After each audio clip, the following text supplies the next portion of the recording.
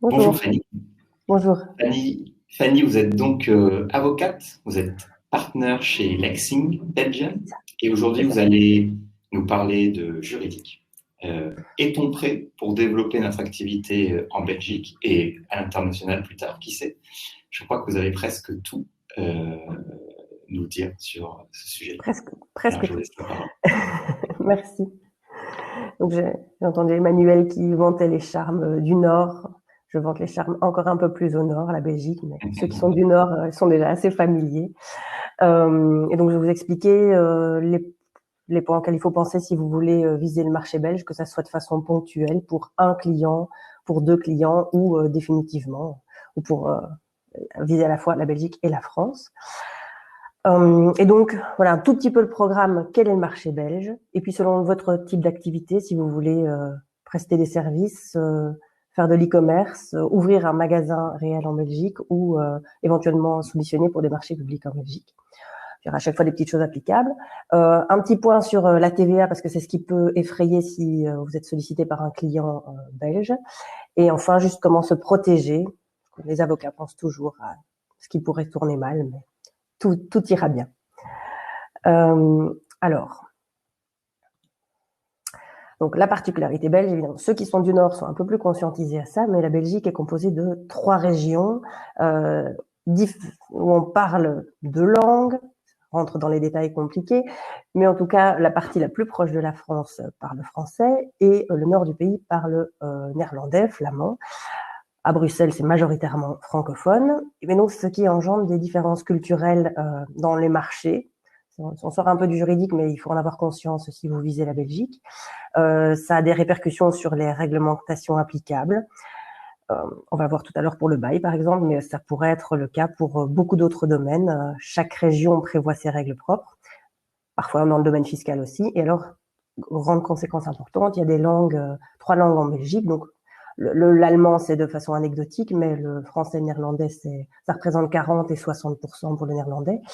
Donc, si, on va le voir, si vous voulez viser spécifiquement les consommateurs belges, il faudra qu'il y ait des traductions en néerlandais pour si vous visez le nord du pays.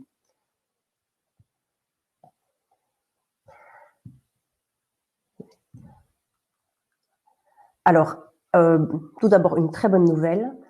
Pas de formalité a priori pour attaquer le marché belge parce qu'on est en Europe. Merci l'Europe, on est dans un marché libre, pas d'autorisation. Ce serait très, très simple s'il n'y avait rien du tout à faire. Dans certains cas, il faudra une formalité, donc c'est-à-dire s'immatriculer en Belgique pour pouvoir prester en Belgique. Donc, c'est dans des cas très limités. Si vous faites de l'e-commerce et que vous vendez à des consommateurs belges à partir de la France, pas besoin d'une formalité. Si vous êtes prestataire de services, donc par exemple graphiste, architecte, et que vous prestez de façon occasionnelle en Belgique, pas besoin de cette formalité non plus. Ça n'est que si vous vous implantez. Donc, vous ouvrez vraiment une société en Belgique ou vous ouvrez une succursale de votre société française en Belgique. À ce moment-là, il faudra vous immatriculer auprès de la Banque Carrefour des entreprises. Et là, il y a des guichets uniques qui s'occupent de toutes les formalités pour vous. Alors, je dis tout de suite, je vais vous faire assez simple. Et donc, la présentation, il y a des liens hypertextes. Si ça vous intéresse, vous aurez mon adresse mail à la fin de la présentation et je vous l'enverrai. Comme ça, vous aurez accès aux liens si ça vous intéresse. Alors, dans les différents types d'activités que vous pouviez exercer en Belgique, le premier type, c'est la prestation de services. On l'a dit, parfois ponctuelle ou bien définitive. Et donc, certains services en Belgique sont réglementés, notamment la profession d'architecte. Et donc, celle-là, si vous voulez vous installer définitivement en Belgique, il faudra faire les formalités auprès de l'Ordre des architectes pour qu'ils reconnaissent votre diplôme français, ce qui est le cas grâce à la réglementation européenne, mais comme toutes les formalités, ça peut prendre un petit délai. Mais si c'est occasionnel, vous n'avez pas besoin de cette formalité. Et donc, dans la grande majorité des cas, aucune formalité, sauf pour ces quelques professions réglementées. Maintenant, si vous voulez faire du e-commerce, donc la Belgique, elle a un potentiel important parce qu'il y a 11 millions et demi de personnes en Belgique et 85% de la population qui sont considérés comme des clients de l'e-commerce. Je l'ai dit tout à l'heure, si vous visez vraiment le public néerlandophone, il faudra traduire votre site et les conditions générales de vente. Le moyen de paiement préféré des Belges sur Internet, c'est Bancontact, donc c'est pas la carte bleue, c'est un paiement avec débit direct, mais les Belges ont aussi des Mastercard, des Visa et on utilise PayPal, donc je pense que les clients peuvent aussi s'adapter à votre site actuel. Et alors, pour les règles applicables à l'e-commerce, donc de nouveau, grâce au cadre de l'Union européenne, on fait face à des règles identiques en France et en Belgique. Donc, vous devez déjà protéger vos consommateurs, notamment en leur proposant un droit de rétractation pendant 14 jours, en leur rappelant ce droit de rétractation, en leur fournissant un formulaire, etc. Et donc, c'est exactement la même chose en Belgique. Les règles applicables en raison du RGPD, ce sont les mêmes en Belgique, donc aussi, même si les règles en soi sont un peu lourdes, c'était l'intérêt d'une réglementation européenne, c'est la même chose.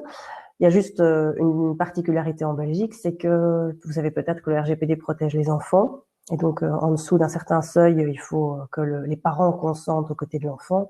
En France, très protecteur, le seuil est à 16 ans, et en Belgique, le seuil était descendu à 13 ans, donc vous pouvez viser un peu plus large dans le marché belge si jamais vous proposez des services de la société de l'information. Alors, les règles en matière de cookies sont les mêmes. Donc, si votre site est conforme par rapport aux exigences de la CNIL, ça sera bon pour la Belgique. Donc, assez simple pour faire de l'e-commerce. Deux petits points sur lesquels je voulais attirer votre attention si vous voulez faire de l'e-commerce en Belgique, c'est que les périodes de solde sont différentes. Donc, il y a peut-être des moments dans l'année où c'est pas la peine d'essayer d'être rentré en compétition avec des sites belges qui sont en période de solde. C'est sensiblement début janvier et début juillet comme en France, mais il y a toujours une semaine ou deux de décalage.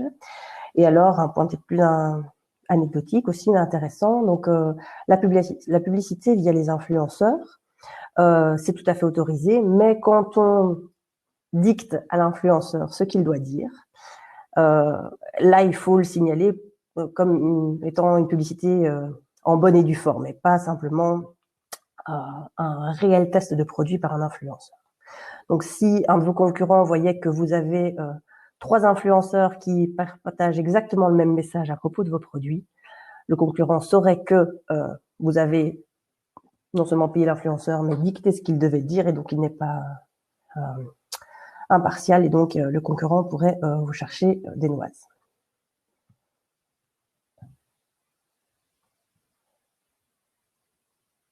Voilà.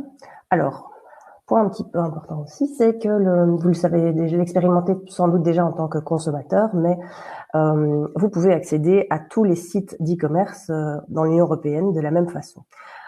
Donc, vous pouvez accéder au site Amazon italien et avoir les prix pratiqués par rapport aux consommateurs italiens.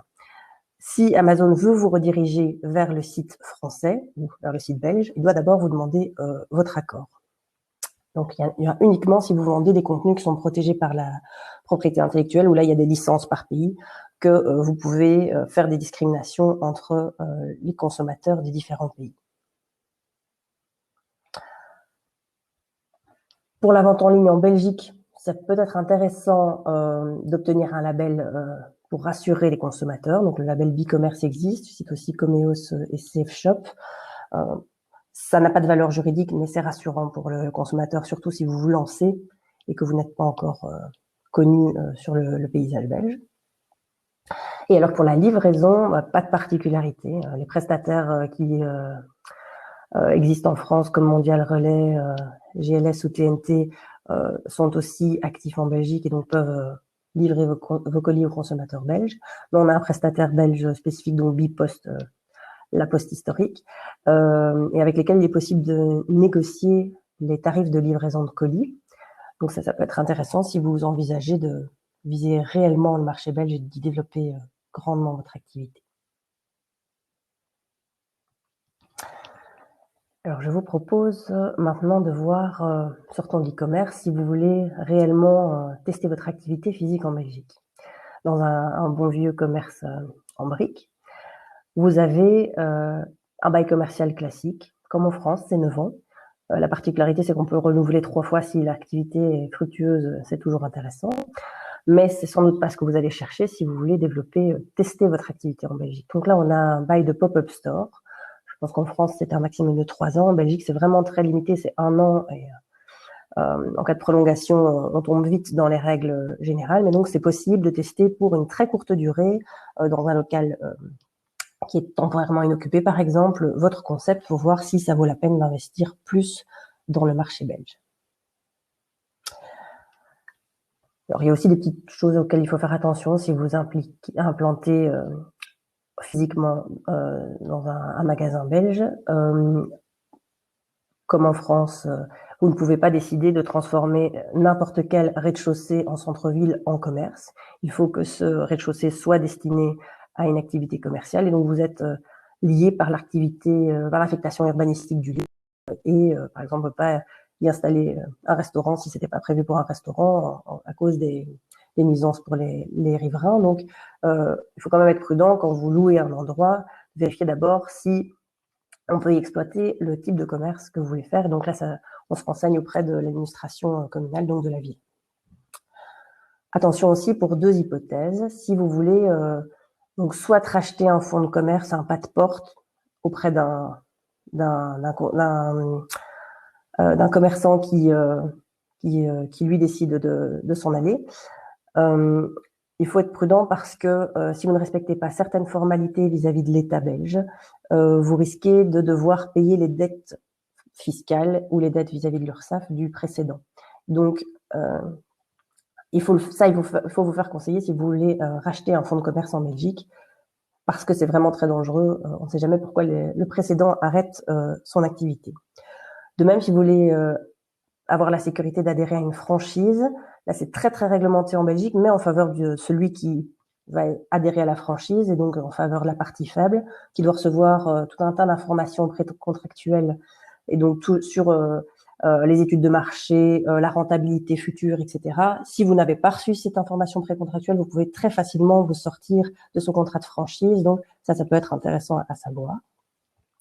Et enfin, pour les commerces physiques, faites attention aussi à la diffusion de musique parce que c'est quelque chose auquel on pense peu.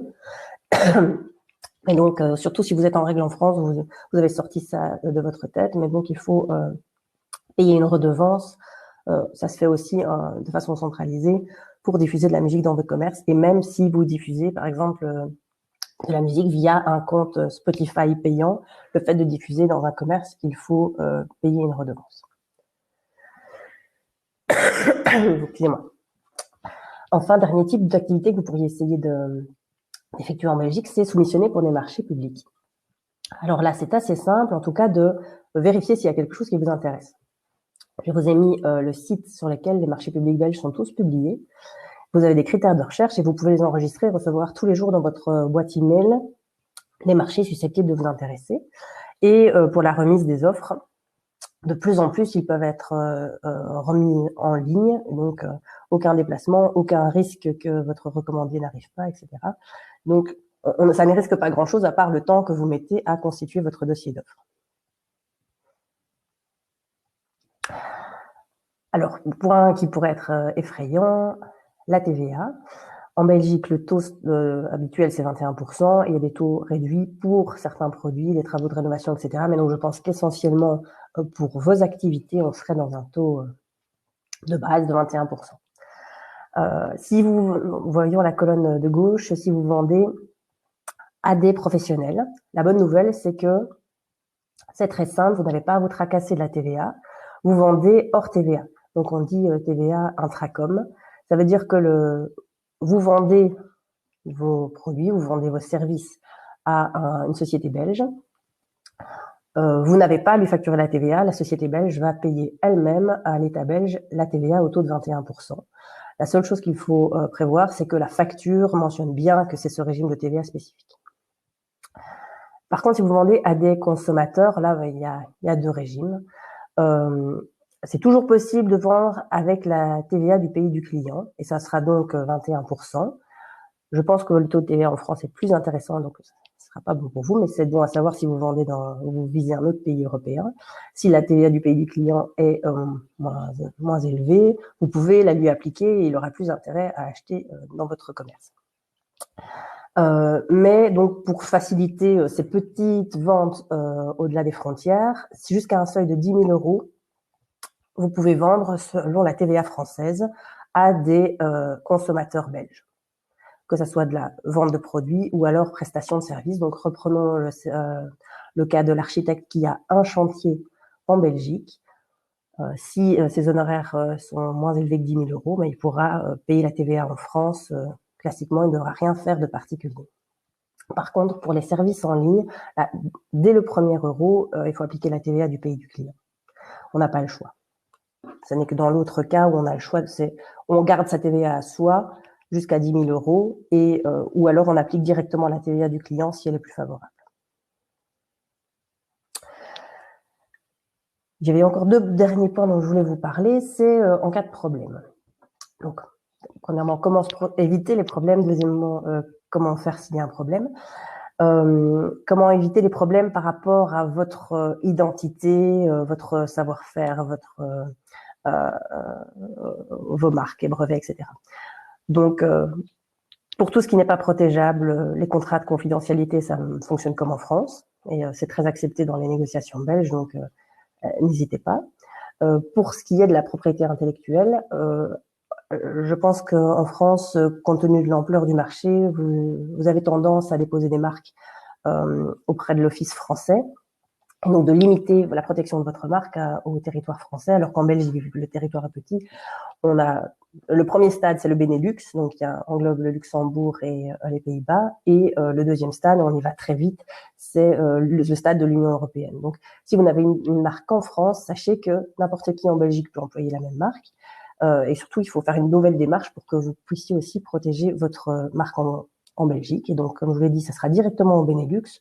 Mais rassurez-vous, c'est vraiment pas très cher. Bon, il y a la démarche et donc vous pouvez éventuellement demander l'aide de quelqu'un, mais sinon les taxes, c'est 300 € maximum pour déposer votre marque pour tout le territoire Benelux, donc ça vaut l'investissement.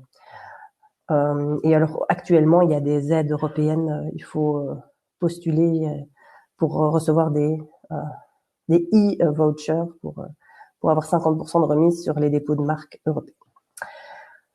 Les brevets aussi sont territoriaux, donc il faut vérifier que votre brevet n'est pas limité. Et votre nom de domaine, donc il y a les noms de domaine .be en Belgique.